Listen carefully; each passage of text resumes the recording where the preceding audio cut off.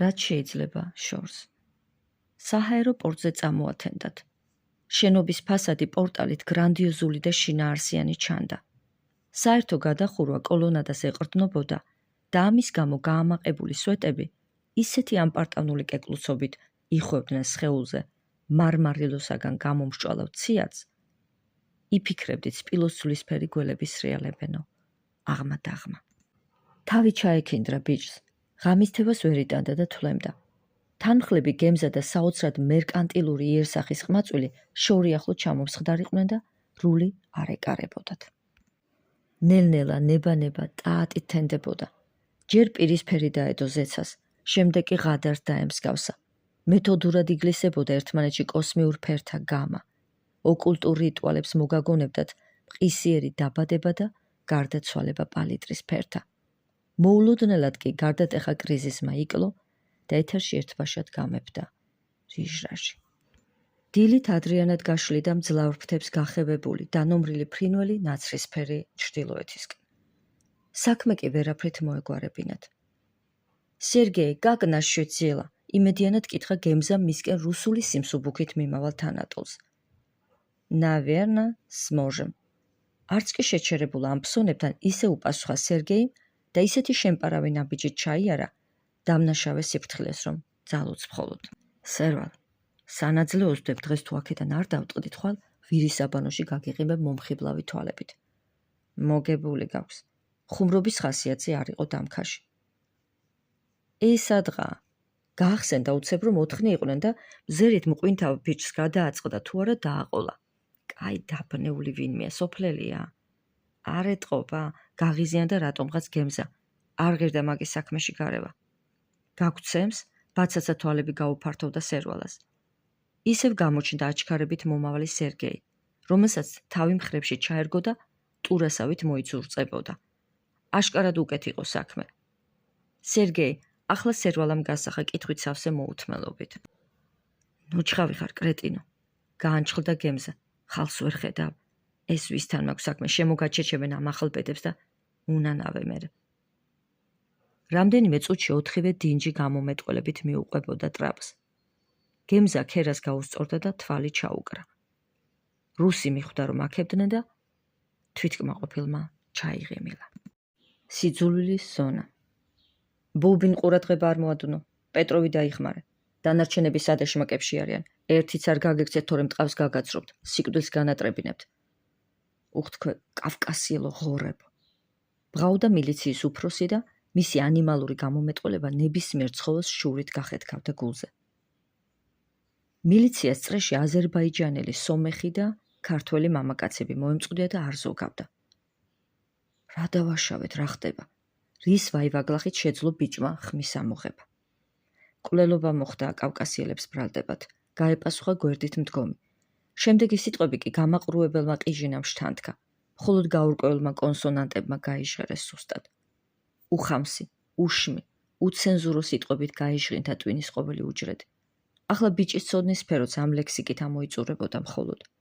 გული ნაღველით და შხამით აევსო და ისე რომ გონს მოსვლა ვერ მოასწრო, მის წინ წაჩოქილს გადაანთხია ნარწყევი. გონება წყვდიადმა მოიცვა. დაჩოქილი ბიჭი კვლავაც დამტრეულ გემს შერჩენილი ანძასავით ირწეოდა. იქვე მდგომმა გულისხმიერმა მილიციელმა იგრძნო კაცის გასაჭირი და ძლიერად მოქნეული ხელკეტით მყისიერად განაშორა გაჭირვებას. გრძნობა დაკარგული ბიჭი ისევ დაწინაურებულ მეზობელს გადააწყდა ზურგზე. მილიციის უფროს როგორც იქნა სასურველი შედეგისთვის მიეღწია. თავდაჯერებულს ტანცმაისტერივით წაედგა წინ ფეხი და ლამპასებზე ხელის ტყაპონით აჩქარებდა საქმეს. საქმე კი ამ საბრალო ადამიანების სატვირთო მანქანაში ტომრებივით ერთი მეორეზე დაწყობა და გადაზიდვა იყო. ხანმოკლე აბსანსის შემდეგ გონსად მოეგო ვერ მიხვდა. ჰიპოტოტამის ტლანქმა, გაუსაძლისმა სიმძიმემ და ენით აუწერელმა ზეწოლამ, კინაღამ გონება ისევ დაუბნელა. ბოლოს იაზრა, ადამიანებს შორის ჰორიზონტალურ მდგომარეობაში მოქცეულიყო, რომელიც საბარგო მანქანის ჭერამდე დაელაგებინათ. სუნთქვა თითქმის შეუძლებელი გახდა. ჯოჯოხეთსაც თავისი ფილიალები ჰქონია თურმე. მერე სადღაც ქალაქის ნაგავ საყრელზე ჩამოცალეს მანქანა. ბევრის გულს ვერ გაეძლო, უფრო კი ასაკოვანდა. მკვდარი თუ ცოცხალი ერთნაირად გარინდულიყო ნაგავს საყრელზე. ამ ხნის განმავლობაში პირველად გონს მოსულმა გემზამ იქვე მწოლიარე მიტკლისფერ ბიჭს მოჰკრა თვალი. იდაყუზე დაყრდნობით აითრია წელი და მზერა აშლილი შორიახლო მიუჩოჩდა ერთიანად გადაფითრებულს. შემდეგ დაუწმენდელი ცნობიერების კარნახით მექანიკურად ქვისკენ წაიღო მოკრუნჩხული, ერთიანად გადამტვრეული თითები. მაგრამ ულმობელმა ტკივილმა სიმწრით გააშეშა და უცებ მთელი ძალის მოკრებით ზიზღით მიაფურთხა ბიჭს. სახის მოწმენდა ვერ მოახერხა. ჯოჯოხეთურად ტკიოდა სხეულის ყოველი ასო. ღველფად ჩამოედინა ბლანტი სითხეს სახეზე. ვერ მიხვდა ასე პირდაპირ გაგებით რად დაასხეს თავს ლაფი. ეს უკვე მეორედ. და მერე ვინ? ძმა, ძმობილი, ძმადნაფიცი, ძმაკაცი, მოწმე. ქაოტურად არიალდა გონებაში და ისე როგორც არასოდეს მოუნდა ყვირილი, გაბმული, ხაფი ხმით ზარდამცემი, შეურაცხყოფილი, თავლად დასხმული კაცის ველური ჭექით. მაგრამ სადღა იყო ხმა? ერთადერთი ხმა ჩარჩენოდა გვამში.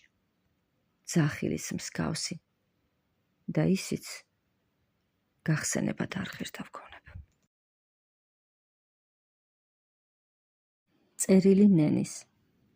ღმერთი სიყვარული არს. მე ვისურვებდი ხელმწიფებას ყველა საგანზე, ძალაუფლებას ცხოველებზე. და ეს მოთხოვნა იმით მართლდება, რომ მე ვარსებობ. ამის შანსი კი ამ ერთადერთხელ მომეცა მხოლოდ. ბერტოლდ ბრეხტის ეს სიტყვები ერთგვარი ვექილი იქნებოდა ჩემი ცხოვრების, თუ კი მას გულგრილად არ წაიკითხავ ნენი.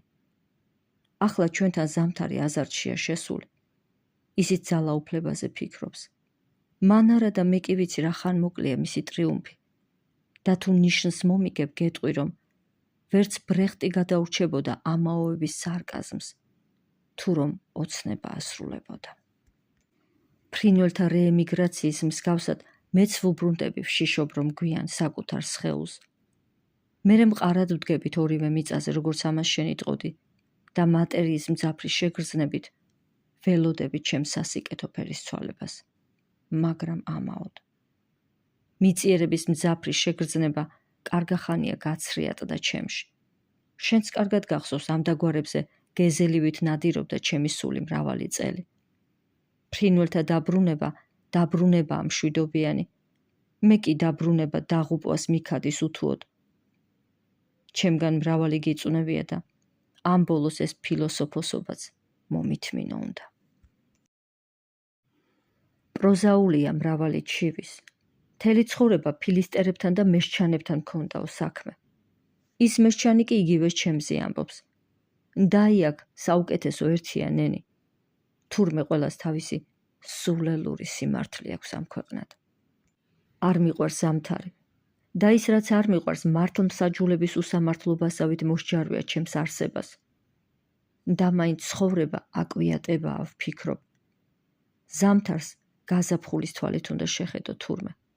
ტკივილს გაუყუჩდე და ისე ღრმად ჩახვე, თითქოს ეს შენ აწუხებდე მას და არა პირიქით. შენ კარგად იცი, მთელ ჩემს ბავშვობას ტარანტულივით გესლავდა სიკვდილის შიში. გთხოვ გაიხსენო, რა საცოდავი თავგამოდებით ცდილობდა ჩემი ექიმი, ის საბრალო მონომანი ჩემთვის ამ განცდის შემსუბუქებას. ბევრი რამ ხდება ჰორაციო ზეცად და ქვეყნად, რაც ფილოსოფოს სიზმრად არც კი მოლანდებიათ. მაგარია შექსპირი, არა? სიკვდილი. ეს ფილოსოფიური ჭვრეტის აკიდებული საცოლე ინტერლუდია ფარსსა და ტრაგედიას შორის. დიდი ფენომენია უთუოდ. იგი მეც მეგობრობს და რამდენადაც შიშის თესლს აბნევს ჩემში, იმდენადვე საოცარ ნაყოფსაც აღვივებს. სიხარულ ნარევ მოწიწებას გარდასახვის, გარდაცვალების მიმართ. საოცარია? არაფერიც. სიცოცხლე თავისთავად მშვენიერი ნიმფა საკუთარი ხელით შეგვირყვნია, ნამუსი აგვიხდია, შეგვიბილწავს, ღვთაებრივი არა შეგვირჩენია რა და ახლა წუწუნით ვიკლებთ. არა სიკვდილსაც რომ წუნსვდებთ ამ ანონიმს, ინკოგნიტოს, არ ვიცნობ, წარმოდგენაც არ გვაქვს მასზე, მხოლოდ თვალი თუ მოგვიკრავს და სულს კი ვუხასიათებთ. სიკვდილი, რომელიც საკმაოდ კონფიდენციალურ აუდიენციას აწყობს აგონიაში მყოფთან, ხაზგასმით გამოაცხადებდა საკუთარ პრევალირებას სიცოცხლესთან შედარებით. რომ არა კუბო, სუდარა, ნიჩაბი, სილფიდები. ეს ის აქსესუარებია, რომელთა გამოც ამ ყოვლად აუცილებელ სულის ევოლუციას ვიწუნებთ. ამ ქვეყნად კი ყველაზე მეტად ერთში ვერ ვერკვევი, ნენი. ეს ფერთა სიმრავლეა უხვი და დამთრგუნველი. თეთრში შავი ვპოვე და შავში თეთრი. ფერთა პირობითობა ყველაზე თვალსაჩინო ქაოსია ამ წუთის სოფლის. ვიცი, ყველას თავს გარკვეული მეუფება ვრცელდება კეთილშობილი თვისების სახით. მეც ჩემში მყოფი ხელმწიფება მეგულება ამ ქვეყნად, რომელიც დარწმუნებით ვიცი, რომ უფალია, ასეთი სახით გაცხადებული და რომლის წინაშეც მე მისი ფერხთა მტვერი, დიუმას დახვეწილი გმირივით ვიდრეკდი მუდამ მუხლს. მას მუდამ ველტოდი და სრულყოფილად კი ვერასოდეს შევწვდი, მხოლოდ მისი აჩრდილის ირგვლივ მიხეტიალია უსაზღვროდ. და ამ ჩემი ცხოვრების ოდისეამ ერთში დამარწმუნა, მხოლოდ სხვათათვის ზრუნვის და თავგანწირვის სანაცვლოდ გვეძლება ეს ფასდაუდებელი საჩუქარი. იგი თვითშეცნობის ნიადაგზეა აღმოცენებული და რაც ხანი გემატება რწმუნდები, მის გარეშე არაფერია სიცოცხლე, სრულიად არაფერი. ეს საუფლო გრძნობა სიყვარულია, ნენი. და რამდენადაც განუზომელია მისი ძალმოსილება, იმდენადვე დიდია ჩემი სიფრთხილე ამ სიტყვის წარმოთქმისას. ჩემს ცხოვრებაზე გული არ დაგწყდეს არც ერთი წუთით. ნუ თუ სხვებივი ჩვენც მიგაჩნია, რომ მრუდია ჩემი გზა. ფერთა სიმულიანტობისა არ იყოს, ეგებ ამიხსნა, რას ნიშნავს მრუდე და სწორი. ერთადერთი სწორი და ჭეშმარიტი გზა არსებობს, აბსოლუტური და დისკუსიას მოკლებული და ეს გზაც აბელის სისხლით მორწყული მიწიდან გაცილებითაა დაშორებული. ეს გზა სულიერ სიმაღლეშია. კაცობრიობას კი სიმაღლის შიშის უკურნებელი სენი შეჰყრია, ნენი. მე მუდამ ვბაცაცობ. წუთებს ვიპარავ ჟამთას რბოლიდან, კვადრიგის მეტლის მსგავსად. იმ მეტლისა, რომლის აზარტულად მოქნეული მათრახი ჯერ ჰაერს გააწნავს სილას და მერე ქაჯშეყრილ, ქროლა აყოლილ რაშებს დააცხრება ულმობლად ზურგზე. სიჩქარე, სიჩქარე. ეს მაინც ხომ არ არის მდორე და უსახური ჰო და მეც მიმეჩქარება. ეს სიჭაბუკა, ეს გაუნელებელი თვითდაჯერება, ეს ეშმას წარმატებული არენა, რას არ გაფიქრებინებს, საით არ გიბიძგებს, ყველაფერზე ხელს აწერს გარდა პასტორალური იდილიური ცხოვრებისა. პირიქით, რაც შეიძლება მეტი ძიება, რისკი, ხიფათი, დაუცხრომლობა. ვნანობ? არ ვიცი. ალბათ. არ ვიცი. არა. სიმაღლეზე რომ იბატონო, უნდა გადმოხტე. უფალთან ახლოს რომ იყო, უნდა გეტკინოს. რახანია პეტერბურგში ვარ, აქ შენთან ახლოს, მაგრამ ჩემთან ნუ მოხვალ. მე დიდი დღე აღარ დამრჩენია. ამ მდგომარეობაში კი არ მინდა სწორედ შენ ვნახო. ეს ქედმაღალი სურვილი სამწუხაროდ სიკვდილის წუთებშიც არ მტოვებს. მინდა შენს ხსოვნას შემორჩეს მხოლოდ ჩვენი გაცნობის გაზაფხულიანი საღამო. იქ, საქართველოში. შენი დემე.